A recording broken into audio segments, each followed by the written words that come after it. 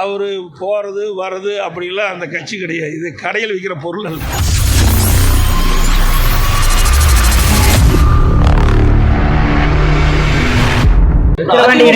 அதிமுகவினர் வந்து என்ன பாமகவுக்கு வந்து வாக்களிக்கணும் அப்படின்னு சொல்லி ராமதாஸ் கேட்டிருக்காரு. அது அவருடைய விருப்பம். எல்லாமே அவருடைய எல்லாமே அந்தந்த கட்சியுடைய தலைவருடைய விருப்பப்படி அவர்கள் கேட்குறாங்க. சசிகலா தொடர்ந்து சொல்லிட்டு இருக்காங்க. அதே வேளையில ஓபிஎஸ் சசிகலாவை பாக்குறேன் அப்படின்னு இருக்காரு. ஓபிஎஸ் மீண்டும் வந்தா சேர்த்துப்பீங்களா? ஓபிஎஸ் மீண்டும் அதிமுக நானா இணைகிறேன் அப்படின்னு சொல்ல இணைக்கிறது. அதாவது அவர் போகிறது வர்றது அப்படிலாம் அந்த கட்சி கிடையாது. இது கடையில் விற்கிற பொருள் அல்ல. இது ஒரு கட்சி. அதிமுகவுக்கு என்று சில விதிமுறைகள் இருக்கின்றன.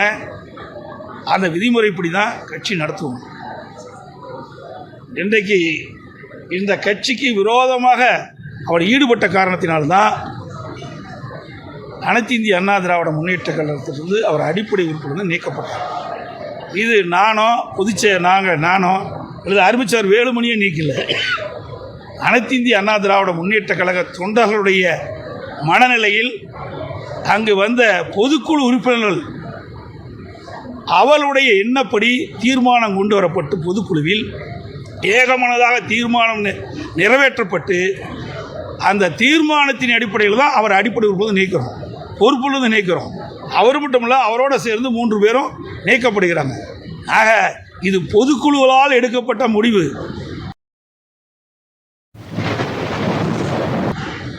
ஒட்டுமொத்த அனைத்து இந்திய அண்ணா திராவிட முன்னேற்ற கழக தொண்டனுடைய குரலை பொதுக்குழு உறுப்பினர் மூலமாக ஒழிக்கப்பட்டு பொதுக்குழு உறுப்பினர்கள் எடுத்த முடிவின்படி அவர்கள் அடிப்படை உறுப்பினர் நீக்கப்பட்டவர். அவர்கள் சேர்த்துக்கின்ற எண்ணம் ஒருபோதும் கிடையாது.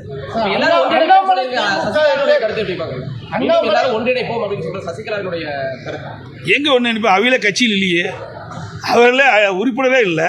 அவர் எப்படி போய் ஒன்றிணைக்க முடியும்? அதாவது அது மட்டும் இல்லை, இதில் பார்த்தீங்கன்னா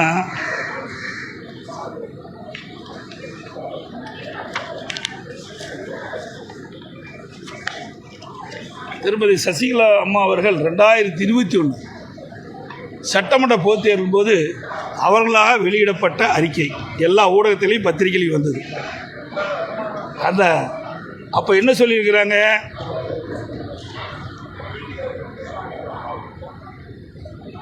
அம்மா அவர்கள் உயிருடன் இருந்தபோது எப்படி அவர் எண்ணத்தை செயல்படுத்துவதும் சகோதரியாக இருந்தவனும் அவர் மறைந்த பிறகும் அப்படித்தான் இருக்கின்றேன். நான் என்றும் பதவிக்காகவோ பட்டத்திற்காகவோ அதிகாரத்திற்காகவோ ஆசைப்பட்டதில்லை. புரட்சித் தலைவியின் அன்பு தொண்டர்களும் தமிழக மக்களும் நான் என்றென்றும் நன்றியுடனாக இருப்பேன்.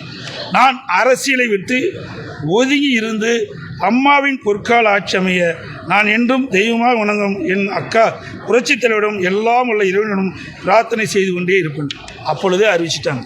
2021 நான் பதவியில் இல்லைன்னு அறிவிச்சிட்டாங்க. அப்புறம் 3 ஆண்டு காலம் கழிச்சு இப்போ நான் ரீஎன்ட்ரிங்கிறாங்க. இது என்ன கம்பெனியா? கார்பரேட் கம்பெனியா? வேலைக்கு போயிட்டு மாதிரி இணைகிறதுக்கு இது கட்சிங்க. நல்லா எண்ணி பார்க்க வேண்டும். ஆகவே உண்மையிலேயே அவர்களுக்கு மீண்டும் அனைத்து இந்திய அண்ணா திராவிட முன்னேற்ற கழக ஆட்சி தமிழகத்தில் ஏற்பட வேண்டும் என்று எண்ணினால், மனதார உளமாற எண்ணினால், எப்படி திருமதி ஜானகி அம்மா அவர்கள் கட்சி 2ஆக பிளவுபட்ட போது அவர் அழகாக அறிக்கை வெளியிட்டார்.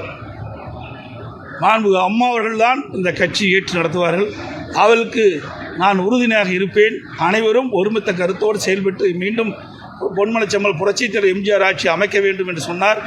அந்த நற்பண்பும் இவரிடத்தில் இருப்போம் என்று நாங்கள் எதிர்பார்க்கின்றோம். அது அப்படிப்பட்ட